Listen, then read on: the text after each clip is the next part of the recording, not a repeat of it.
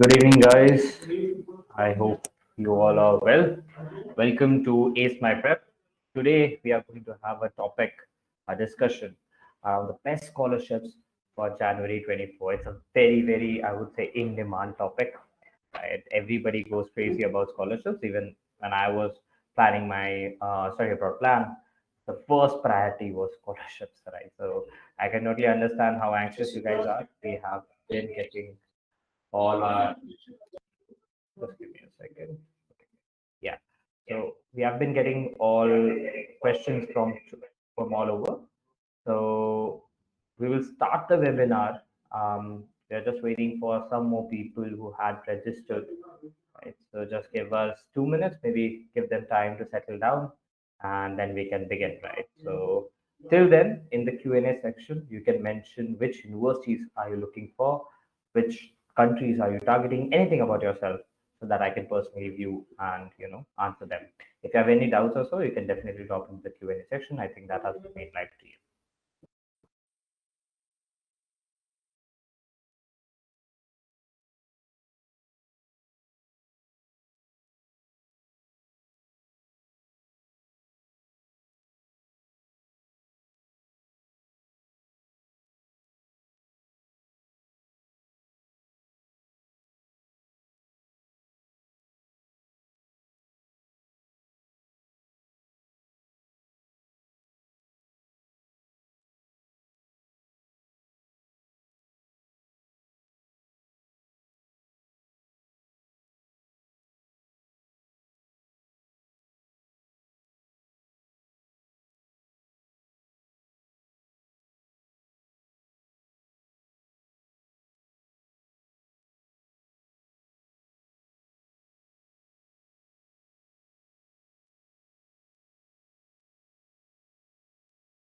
Guys, the poll is live. You can start voting. Which intake are you actually planning, right? So I'll comment on that as soon as you guys finish voting. I have already received, I guess, around 30 votes. Okay, go on. There are a lot of people that are still left that are still coming in. So just give us 2 minutes, right? Then we'll start the webinar completely. Thank you.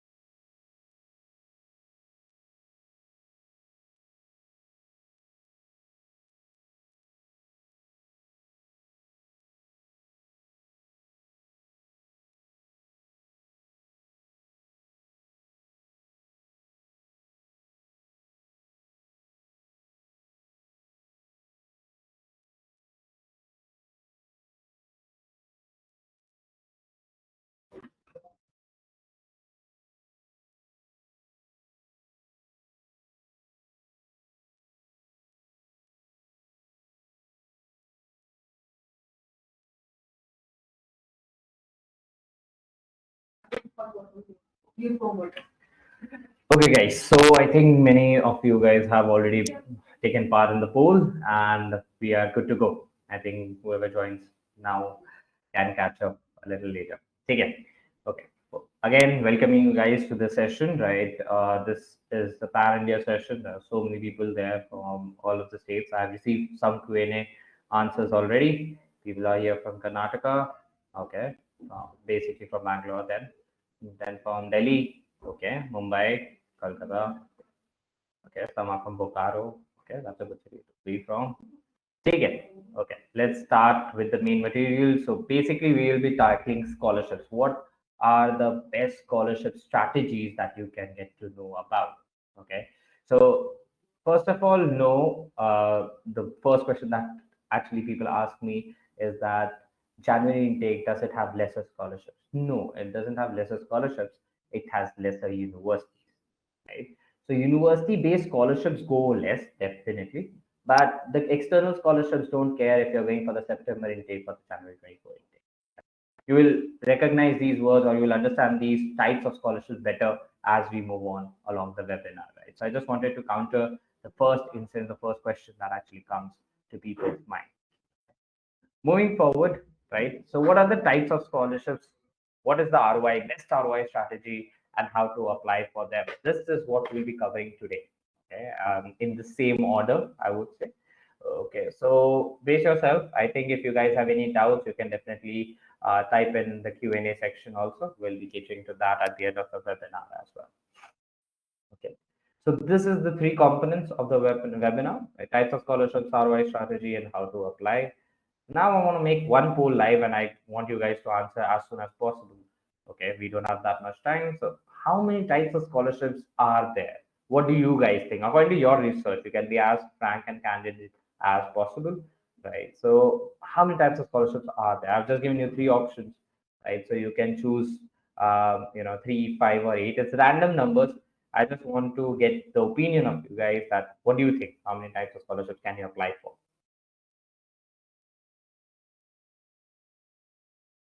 Yeah. So 60% of you guys think there are only three scholarships. Rest, most of the people think about five scholarships. No one has voted for eight scholarships. That's good. That's good. There are not eight types of scholarships. There can be eight scholarships in number, but not types of scholarships. I would definitely say. Okay. Votes are changing. It has gone even beyond 75 now for three. Okay. So majority of you guys are right. Definitely. There are three types of scholarships. Okay. But before that, let's jump onto a case study. I want to establish I would say, the tone of this entire webinar, right? This is what we are trying to achieve with every one of you guys, right? Every one of our students. Okay. This is the kind of profile, or this is the kind of actually admits that we will be targeting with anyone who joins with my prep, and any student that gives their heart and soul to this particular, organization and what the work that we're doing here, they get similar results. So just a review of the case study here. We have Shirley. Okay. So Shirley is going this year. She's an active student, and we have taken an active student, I would say, reference here, so that you guys also can connect with her on LinkedIn, on anywhere. Okay. So she had a bachelor's in management studies. She belonged to the Mumbai sector. So in Mumbai, mostly BBA is called BMS. So I think you guys must know that. And then she had a work experience of 5 years, right? So she had a master's and her experience both going on side by side. No GREG math. Now that's the brilliant part of it. She didn't have to give GREG math for scholarships. This is very, I would say, contradictory to the market opinion. Everywhere that you go and everywhere that you ask what to do for scholarships, people come up with the very same answer, lame answer. I would say that give that GMAT GREG. Absolutely not necessary, I would say. Okay. Humanitarian definitely enhances your chances to get a scholarship, but that is not the only way to get a scholarship. Okay. Her budget was 50 lakhs only, and she was targeting the tier one universities of USA. This is just a budget intro for all of you guys, that if you guys are targeting tier one universities in USA, 50 lakhs is the bare minimum that you keep for your overall, right? That's tuition fee, living cost, all of that. 50 lakhs is the bare minimum. Okay. Her courses were MBA or MS in Business Analytics, right? So she was targeting such kind of courses, and this is the result, right? Within 6 months, we have achieved all of this result, and that is a Babson College admit with $30,000 scholarship, right? MS Business Analytics, UC Riverside with a 30,000 scholarship again, with an MBA, and University of San Francisco, the $9,000 scholarship. Right. Basically, after this scholarship, Babson College will cost her only 21 lakhs. An entire master's in business analytics within 21 lakhs in USA in a tier one university. Babson's location is between New York and Boston. It ranks number one in entrepreneurship, beating Stanford, Harvard also. Okay. That's the quality of the university that she will be going to, and she can pursue it completely within 21 lakhs. So if you guys want to achieve similar results, this is the perfect webinar for you, because This is where we discuss the strategy, right? What these guys are doing and what you guys should do in order to achieve similar results. Okay, I think you guys have noted this name down. You can reach out on LinkedIn as well. So this is the exact question that we want to ask you. Want to know how to get the best scholarships in the January intake or any particular intake? To be honest, the answer is very simple. You have to adhere to a strict timeline. I can't emphasize on this enough. Right? It's always the timeline that comes into play. Okay? How does it actually matter? Right? So there are three types of scholarships. I'll start answering the entire question bit by bit. Okay. First understand what kind of scholarships are there. Okay. So there are three types of scholarships. One is merit based, one is profile based, and one is government based. Right. So you guys were right. There are three types of scholarships. I'll just explain it in a bit. So merit based basically means your GMAT GRE scores, your bachelor scores, your master scores, whatever you have done in your life, all your merit is taken into accountation. So some universities also count sports medals as merit based scholarships, right? So for a criteria for merit based scholarships, that can also be possible. Second is profile based. Now, what do I mean by profile based? Every university has number of clubs. You must have heard about people getting into Stanford through a sports scholarship. What's that? Basically, it means if they have a club, if they have a sports, I would say, union or so, and you add on value to those clubs and those sports unions, then they will be definitely interested in giving you a scholarship. For example, a university is very competitive in music competitions, right? They have maintained the number one, number two rankings for the past decade. Now, for that university, a musician's input towards the club is very valuable. It's very, very valuable for them, right? So, if you have certain characteristics, if you have certain skill sets, make sure that you project them while writing your SOP essays. Make sure that you reach out to the departments of the universities where you can expect a scholarship from, where you can contribute significantly. Okay? Third is government-based scholarship, right? So government-based scholarship depends on which state do you belong from, right? What kind of, I would say, sector do you belong to, right? Economically weaker sections have different types of scholarships, stronger sections have different types of scholarships. So those kind of things, right? So it's very variable. So these are the three types of scholarships. Moving forward, I'm just educating you about certain scholarships that are available as external ones. These are government-based scholarships or international scholarships, as I would like to call them. The reason I'm discussing them first is merit-based is very university specific, right? For example, Stanford is very stringent around merit-based scholarships. It receives a lot of applicants, most of them being scholars. So with the 8 CGPA or 8.5 or 7.5 CGPA, an Indian can't expect a lot of merit scholarships from Stanford. But in Columbia, they look for comprehensive profiles. I'm not saying there are not merit-based scholarships. There are. But if you read Columbia essays, if you read about Columbia non-profit organizations, right, they have a lot of other scholarships as well. Okay? So merit-based is also dependent on university to university. Similarly, goes for profile-based. For example, Shirley's Babson College. Babson College has one of the purest, I would say, one of the top tier alumni pool that you can expect. Tommy Hilfiger, if you have heard of a brand, came out of Babson itself, right? So it's an entrepreneurship hub. Now there, mostly alumni scholarships are very famous. Right? They provide funds to the dean, and the dean provides scholarships to the students. So you have to make your profile according to that.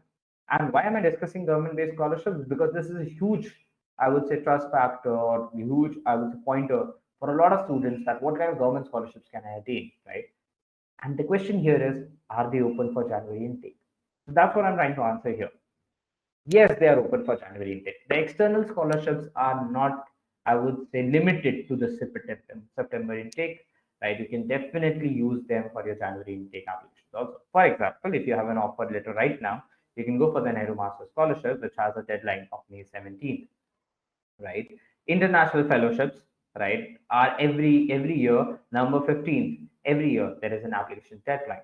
SN Bose Scholars Program, right? Application deadline January 23. That means once you have your offer in September for the January intake, you can apply for these scholarships. There is no one who can stop you, right? Empower, which is a great financing institution, has also certain scholarships that you can apply for, right? So Empower Women in STEM scholarship is a very popular scholarship in our students because any female individual that is going for a STEM designated program, they definitely go for this Empower scholarship. Okay. Similarly, right, there are Lady Meherbai Tata Education Trust scholarships. Applications open from April, May. So it can go on until everybody is given the scholarship or until the seats are over. So for every student of ours, we design this particular Excel sheet or so to acknowledge or educate them about which scholarships are open, what are the deadlines, and what are the scholarship details. Right? So you receive this if you are an AMP student, you receive this on a daily basis, on every week after you get your offer, so that you also are educated about what scholarships can you avail. It would make us more than happy if you avail one of these scholarships. These are very competitive, by the way, right? Not just you guys, people from around the India who are going anywhere will definitely apply for these scholarships. Very competitive, and will make our journey very very beautiful if you guys can crack into these scholarships. There are multiple scholarships, right, that will be open for January 24 intake also. Okay. Now moving forward, there are do's and don'ts that you do in your particular application, scholarship application. Okay. So there are certain do's such as check the date when applications are opening, check if rounds are first come first serve. So this is a common thing between students that they a lot of times they come up to me for Chevening scholarship in UK. Right? In Chevening, can I get in, etc. The point is, it's first come, first serve. If you apply early, you can get. If you don't, then they will not wait for you. That's the, I would say, harsh reality of it. Shunning scholarships open in September, they get over by November or December. Okay. Then, if it's first come, then apply ASAP. Obviously, apply for GRE waiver at least 2 weeks prior, right? And plan your exams to have results before you apply. Some things you should not do is just rely on deadlines. If the deadline is 1st April, don't rely on them. Apply as soon as possible, right? And do not wait for filling the application in the last moment. Okay? Going forward, what is the perfect Jan 24 scholarship timeline for you, right? So in May, if you are working on your profile, right, June, finish off your entire exams, your IELTS, GMAT, GRE, everything. Finish off it in June. June, May, we will be targeting to create your SOP, essays, LOR, everything, and finish off the application. Why am I hurrying so much for January intake? Because ideally, this is not the ideal timeline, by the way. It's just that we are doing this webinar in May that I have to start from May. Ideally, we would like to start everything by March. Right? So from March, this could have been a very relaxed timeline. But as you guys are just starting your January 24 application, I would recommend to finish off everything in June, because once you apply in June, you get your offer letters in August or September. Right? We take the worst case scenario. So if you get your offers in September, then October is the month that you apply for scholarships. Right? So the sooner you apply, the sooner you get your offer, the more scholarships you get. Okay. So that's the ideal timeline. And November, December, you do your visa, and January, you fly. That's the ideal timeline. I strictly advise, or strongly advise you, to be honest, to adhere to this timeline if you want scholarships in January 24. It's all a timeline game, guys. It's, yes, strategy is there. Writing SOPs, essays for these scholarships is there. Filling out applications is there. But at the end of the day, if you have time, you can do all of it. If you don't have time, you will be too caught up in getting the offers, the I-20s, the visas, that you will never get time to apply for scholarships, neither will you have one. So the timeline is the key. Okay? Moving forward, the strategy, as we have promised you to share you the strategy, what exactly do we do for scholarships, right? We start early, that's for sure, right? But what all to do after starting? Right? That is something that we have to counter and we have to ask you as well. So this is what a 3-month profile enhancement plan looks like at Ace My Prep. Okay? So we target as much as possible, target activities that can enhance your profile. Now, for this, you will have to also understand what universities look at in your profile. Okay, they are not just looking for a CGPA, a GMAT to judge who you are or to understand you as a personality. They are also looking for all the activities that you do, that you document, right? I've seen many people who are actually doing a lot of NGO work, but they never document it. That is a good practice, I would say, because in India we believe to do good, right, and then forget about it. But that's not how universities work. They want hardcore proof that you participated in an event, right? So if you're working for an NGO, first of all, don't go for 1 or 2 month NGO plans. Please, that's a hoax. Those 1 month or 2 month NGO certifications will do no good to your profile. Reason, it's not about what you do in the first 2 months or 1 or 2 months. It's about the longevity of your affiliation with that NGO. If you have just done it for 1 month, it's very easy for them to understand that this is just a certification, not your personality. But if you continue that for 6 months, a year, then every weekend you're giving 1 or 2 hours, that becomes a part of your personality, right? And they will be able to judge you better. They will be able to give you more scholarships or so. Okay? Then online courses. There are certain courses that show the university that you are very, very ready for this particular course, right? Seeing your initial steps towards this course, they might get impressed a lot and subsequently provide you certain scholarships. Now, what if you are applying to UC Berkeley and you have attended 2 UC Berkeley conferences in the past 3 months? That actually impresses them more, right? They see that you were actually intrigued with the UC Berkeley brand name and you were involved in some of their webinars also. That shows more intrigue that actually stands by. When you write in your SOP, right, that this is my dream school, how will they believe that this is your dream school? These activities actually showcase the reality behind your intentions, right?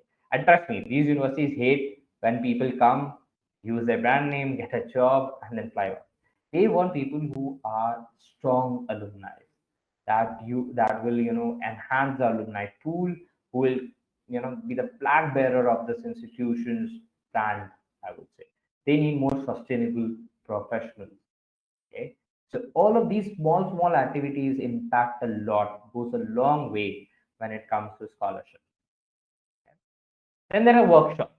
Now, what do I mean by workshops? So, for example, in data science, many of my students are going for data science, and there's a new concept of big data that's coming up, right?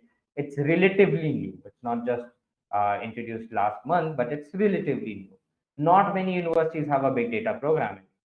In Canada, there are 1 or 2 universities. In entire US, there are 1 or 2.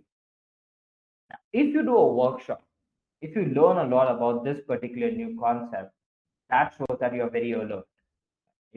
You are taking the first mover advantage in a field. That also says a lot of things about you.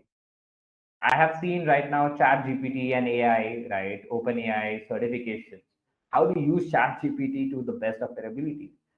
I know many people have not started using Chat GPT, but yes, it can be a professional certification in the coming months, in the coming years, because that tool, if you know how to extract the most of that tool, you're better than 60% of the people, 60% of the candidates that you're competing with. The workshops are those particular things that enhances your skill in one niche field, right? And speak a lot about your character, about your first mover advantage. Then comes internship. So in the 3 months, we will not suggest you a lot of internships. Depends if you're a fresher or non-fresher, to be honest. Right? But a self-driven project is something that we can start in the August, right? So what do I mean by self-driven project is, so for example, one of my students was interested in finance domain, right? But he also had to do an NGO project and he didn't have that much time. So what did we do? We created a particular project where he went to government schools and taught finance, right? So brilliant move, I would say. So killing two birds with one stone, and we were actually helping the community become financially literate, right?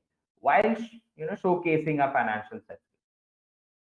So that's how you do a self-driven online project portfolio. So it depends if you're going for a design program, if you're going for an architectural program, or if you're going for a scientific or a management program also.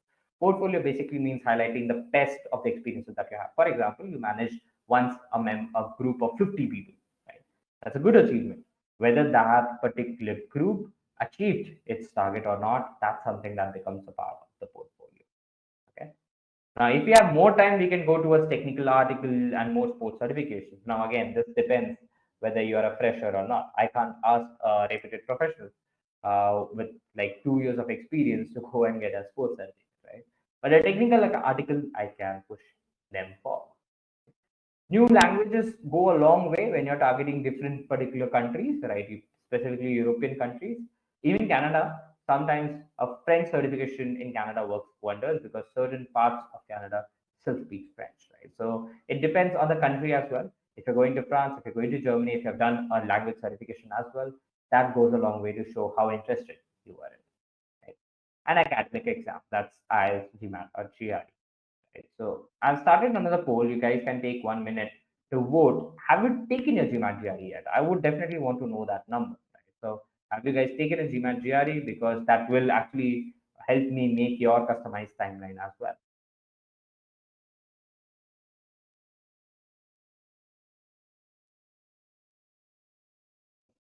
The majority of you guys have not given the GMAT GRE. Okay. Okay, so if you're targeting January 4, then guys, you are already pretty late. If you can take the GMAT GR in the next month, that's June, right? Within June 15, I would say, then go for it. Otherwise, I would definitely advise you to go with the GMAT GRE waiver, right? So that at least you can apply to the GMAT GRE waiver universities as soon as possible. Okay. So great. So I can understand 80% of the people have not given GMAT GRE. So either you guys are going for the GMAT GRE waivers or you guys are still yet to give the GMAT or GRE. So according to the timeline, you guys are a little behind. I would definitely ask you to catch up if you want to go in the January intake. Because see guys, to be very honest, this is the biggest investment that you guys are going to make in your career. 40, 50 lakhs, maybe 30 lakhs also is a huge amount to invest somewhere. And if you're doing it, why not do it in the best way possible? Anyway, you're going to spend 30 lakhs. You either go with 10,000 scholarship or no scholarship, you're going to spend, right? Why not spend it the right way? Why not save as much money as possible? Why not get into the best universities possible? And if for all of those problems, there is a simple solution of starting early. I don't know what the problem is, right? So start early, right? Start your entire application early, start consulting, start actually asking people for their opinions, and start giving these exams if your university require them to be. Okay? Now, these are certain deadlines for January 24 that I've shared before with, I think, a lot of people as well. If you think there are no big universities in January, you are mistaken. Right? There are lesser number of universities, definitely agreed, but there are big universities, big names. Right? For example, INSEAD, HEC Paris, IE Business, University of Calgary, UT Dallas, right? Erasmus. So you can see HEC Paris and UT Dallas, just the rounds are around the corner. HEC already passed. HEC the next deadline will be very much live, right? So UT Dallas May 15, that means within 2 days you need to submit a January application. See if the deadlines are in May, right? And if you guys are still wondering to go or not, means you're pretty late, right? So there is a reason why these universities are putting deadlines so early. People who actually go to these universities start in the month of March, start in the month of February, they finish off everything by May and they submit an application. Right? If you're targeting good universities for a good career, start early because even through our particular timeline, you will be able to meet this next round of HEC, not this round of HEC, because people who have applied through us for this round of HEC started with us back in February, March. Right? So that's the amount of planning you need. And we take it very seriously. Okay, we take it very seriously that you're investing 40 lakhs because 80% of our people, our students, go on loans, right? Non-collateral loans or collateral loans. And these guys are taking so much burden on their head. So, as counselors, this is the best that we can do, that we can guide you to the best universities, we can guide you to the best scholarships so that you can save as much money, get into your dream school, and pursue that dream job of yours or dream company of yours if you want to be an entrepreneur. Okay.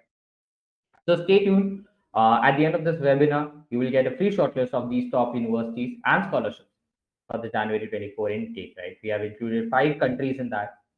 If we still miss on some country, you can email us. Right? We will be more than happy to send you a shortlist of the same. Okay? So these are certain deadlines. Are you guys targeting any of these universities on your screen or any other universities? You can comment on the Q&A box, right? So I'll be more than happy to answer specific questions towards certain universities as well from my knowledge. Are you guys targeting these universities? You can just drop it on the Q&A section. HEC Paris and INSEAD. Okay, great. So that's brilliant MBAs, I would say. In okay, UTD, fair enough. Purdue. Okay, Purdue is a good university. It's not on the list here, but someone has written Purdue. That's a great thing, I would say, because Purdue is one of my favorite January intake, March intake universities, I would say. Really well oriented, good technical curriculums. For technical curriculums is the best. Prashasti is doing Kellogg and Chicago Booth. Good luck for that. I think you should start as soon as possible. Okay. NYU, okay, certain programs are there in NYU also, January intake, Calgary. Okay. Okay, so I've got a lot of answers. I will not be able to mention every one of them, but if you guys are really planning on these top universities, my advice is to start. Yeah, start as soon as possible. Start creating your applications. Look into your essays.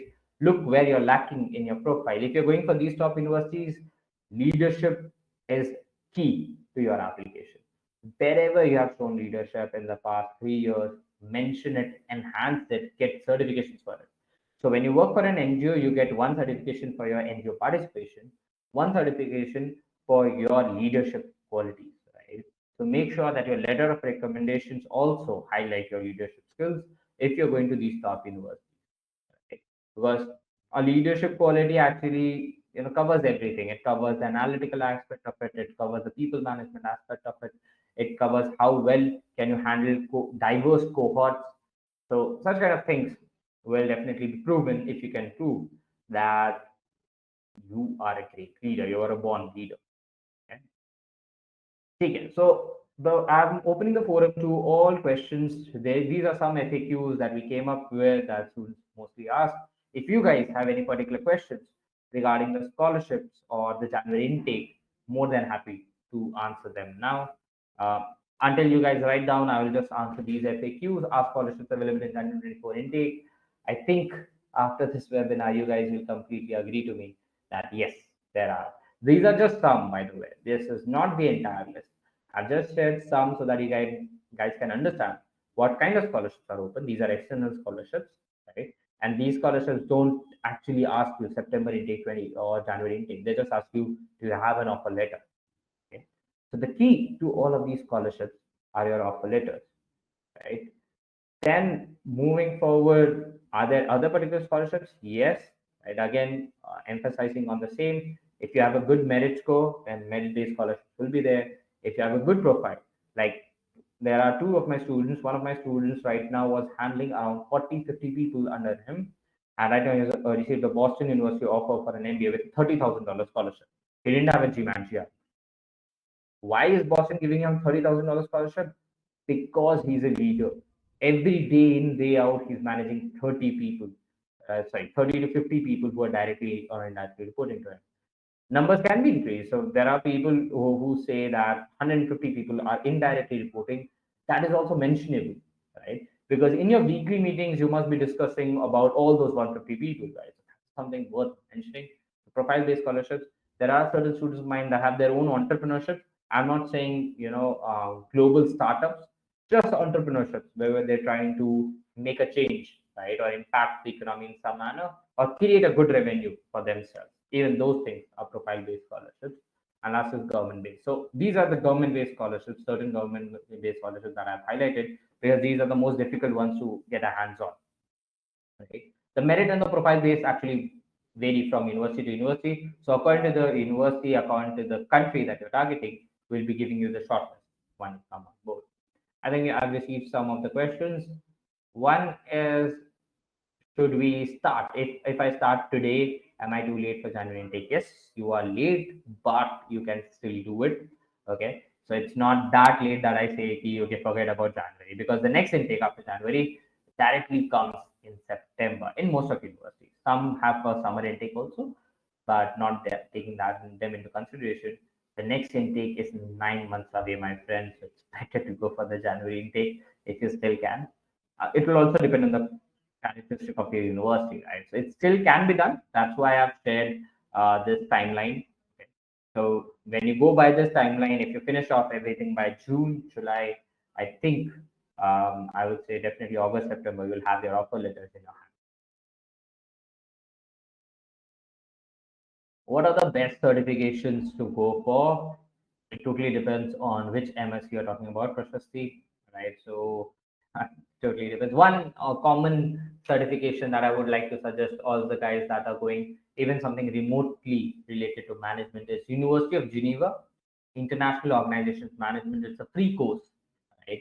You can find it on Coursera and some other particular portals also. It's a free course, but has a lot of value coming from University of Geneva, right? Because the birthplace of UN and all.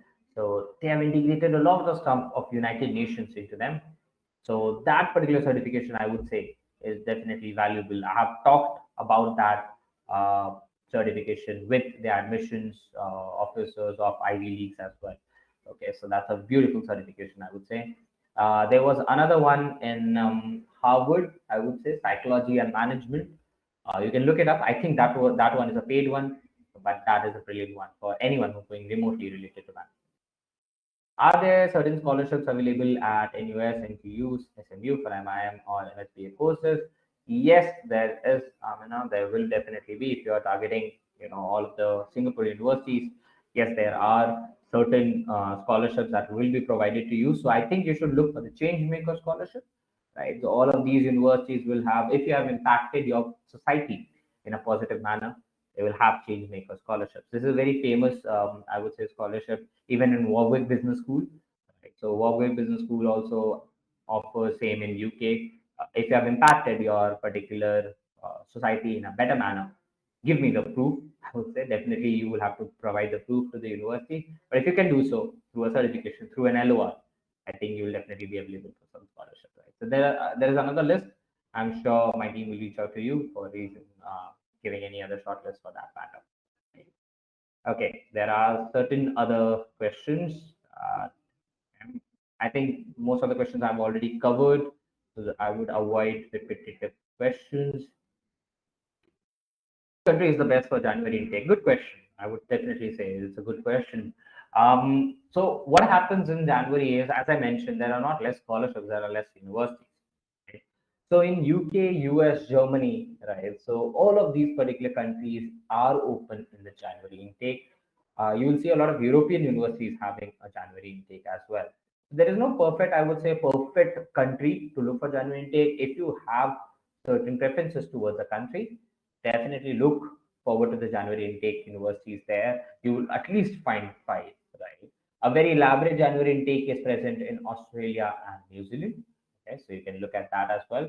It also depends whether you're going for a PR or whether you're going for an ROI or if you're just aiming for the top universities. Because for PR right now, Australia, New Zealand, Canada, these are the favorites for students to go and get a PR within the next 7 years or so. But if you're just looking at Europe, then look at Spain, look at France, right? Look at Germany. So Germany, where their winter intake, spring intake, right? So definitely look forward to these countries. Everyone has a January intake. It's just that the options are a little limited in US and the options are a little limited in Canada. Rest every particular country will have January intakes. But even when I talk about limited options in USA, still there will be 40 universities open, right? So if you're targeting US, don't get demotivated. You have enough universities to talk about. Okay. Apart from that, there are okay, certain other questions. What if I have sports qualifications? Sports does matter a lot. Okay, be wise to choose a sports university. Don't choose a university where the sports faculty is not that active, right? The sports union is not that active. In that case, obviously there will be no scholarships. Look for universities that have very, very, I would say, reputed alumni in the sports domain. For example, Stanford, Harvard have a lot of sports scholarships because their alumni go on to play something big also. Okay, so look for universities. For example, Penn State also has a lot of sports people into them, so they will have a lot of sports scholarships. So try to strategize it. It's just common sense. There is no rocket science here. Just go by the common sense logic, and I'm sure we'll drop it down. If university rejects in January, can we apply again in September and do the chances decrease? If you're talking about the same university, Prashasti, chances do decrease. It doesn't matter if it is the January intake or the September intake. Once you're rejected from one university, there is a part of the application that reads out, are you a reapplicant? Because if you are, you have to provide extra justification as to why should the admissions committee sit again to discuss your profile. You have to give them a very strong reason You have to give them something game changing, I would say. For example, if you didn't have a GJ for prior in the application, give a GJ for a 750 to change their mind. So that kind of stuff that will really tilt the decision in your favor after one rejection. Or maybe last time you were not having a job, this time you are having a job at Microsoft. Such kind of change cases can only influence a rejected applicant to get an offer. It's a very rare case scenario. So yes, if you're targeting one university, make sure that you're targeted once, apply once, and make sure that you get through. The next time it's going to be twice as difficult. Okay. So moving forward, I think there's a follow-up question. Can we defer our admits to the September intake? Definitely. So there are many people who are doing this, who are using this strategy. I would not call it as a secret strategy, but it is a genius one, I would definitely say. They're applying to January intake universities. Okay. So maybe UT Dallas, very reputed university, Northeastern, very reputed university. And they're sitting till August. Till August, they're looking which university are giving them the offers, which universities are giving them what scholarships. And in August, they will judge whether this profile, this scholarship, and this offer is good enough for me or not. Many times I've seen students that once they get an admit, they get so much of confidence that they think if I could get into the 25th ranked university, what's stopping me to get from the 15th rank? So quickly they come up to me and they say, let's defer this admit from January to September and let's apply again for the next September because that deadline is yet to open. That happens. That happens. It's a brilliant strategy, I would say. It actually lets you test the waters, if I may say, with the universities. Are they liking your profile or not? And if they are liking, then why not go for better ones? That is again a very good strategy. Yes, you can defer your admit to the next intake. Although different universities have different policies. Some universities might ask for a deposit amount, right? $1,000, $2,000. And once you provide them that, they will fixate your seat for the next intake as well. Okay. Okay. Those were good questions that I've answered. Any further questions? I think rest of them are very repetitive around the scholarships, around the timeline. I'm gonna ignore that. Anybody has any extra questions that I might want to answer? This is the time, guys.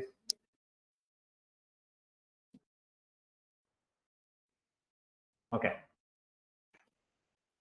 Okay. Okay. So one really interesting question is, can I apply to 3, 4 scholarships simultaneously? Yes, you can. No one is going to ask you whether you have applied to the scholarships or not. That is the key to a $30,000, $40,000 scholarship. There's one student of mine that has cracked into a $100,000 scholarship this year. Do you think it's just from one source? No, right? You applied to different types of scholarships. When I say types of scholarships, I don't mean that you have to choose one type of scholarship and then apply. You apply for all of them. Maybe you get a merit-based scholarship of $5,000. Maybe you get a profile-based scholarship of 2,000, and the government provides you the rest of the $10,000 scholarship. That makes a $17,000 or $20,000 scholarship. So go for it. Go apply for as many scholarships as possible, right? And even if the scholarship is taking an application fee, it's worth it. If a $20 application can get you a $5,000 scholarship, it's worth it. Right? Anyway, you are investing a lot. You're investing 40 lakhs. Why not invest another 2,000 to let's see whether you can get a 5 or 10 lakh scholarship out of it or not. So scholarships are of different types, and you should apply to each type of scholarship with each aspect of yours. Okay? But the key to most of the scholarships will be an admit link. It's in January, January intake if you're planning to go. First, get your offer letter by August, September. That is the key. What are the actionable steps? If someone asks me, is that start applying, right? Start writing your exams.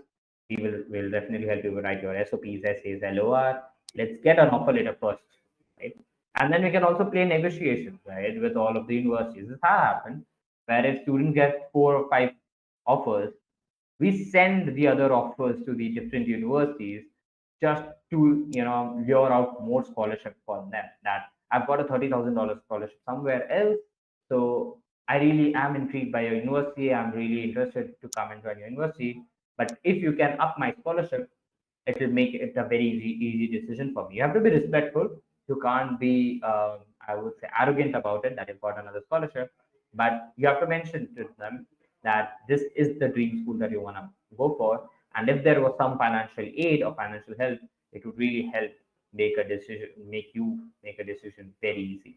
Right? So we have played that also. That's why I always suggest students to apply for 10 universities, right? In 10 universities, when you apply to 4, 5 very top, 3, 4 on a very, I was a competitive domain and one for safe, you get around 6 to 7 offers.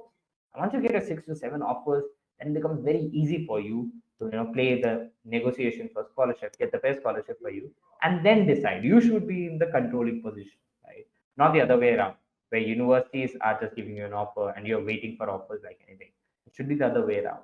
I love that position when I'm sitting and discussing with a student which offer to proceed with. That's the favorite part of this shop, to be honest, right? I love working on profiles and getting in the top universities, but the most interesting discussions that I've had with students is whether to choose Columbia or Yale. This year also, this is a problem that most of our students have faced. One of my students, Lalit, is really confused between Columbia and Yale.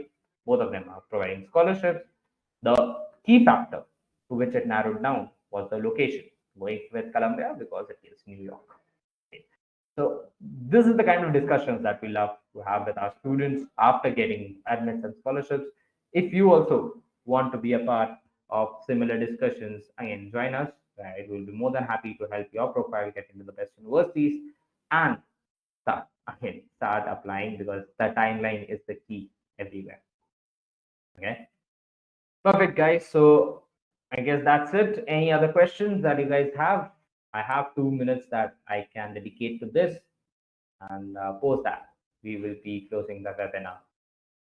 And soon after this webinar, by the way, stay tuned. You will get your January intake shortlist, January intake scholarships on your email, with the email ID that you have registered. Right? So don't worry about that. That will be shared with you. Apart from that, I would definitely want you guys to fill out a particular uh, Google form. Okay. So this Google form actually asks you to just give me a second. Yeah. To fill out your own January intake timeline. Okay. I've sent the link in the Q&A section. This is something that will come to you after this webinar also. This is a Google form that we are asking you, to fill out your own January intake timeline. What do you think? When should you start? What target country are you keeping? What target course are you keeping? Right? And accordingly mentioning when do you want to sort your applications, sort your SOP essays, when will you get your offer plus scholarships, when you will do loan, when will you get your visa, accommodation, and flying off. Okay. So I've shared this link, just answer to it. So if you fill out this form, my team will get back to you, will personally customize your entire timeline and send it back to you if any correction is required. If you make the perfect shortlist, bang on, we'll appreciate that. But if we think there could have been a better timeline, we'll respond to you. This is absolutely free of cost. We're just wanting to guide you. If you want to start as soon as possible. Right? So the link is in your Q&A section, and you'll get this form also after this webinar in your email. Okay. So I guess that's it, guys. That's it from my end. It was a great time talking to you guys. Brilliant questions. I guess you guys, all of you guys, are targeting the top universities. That's a good way to approach the study of our thing, right? So go for the best universities. Don't worry about the 5 or 10 lakh extra.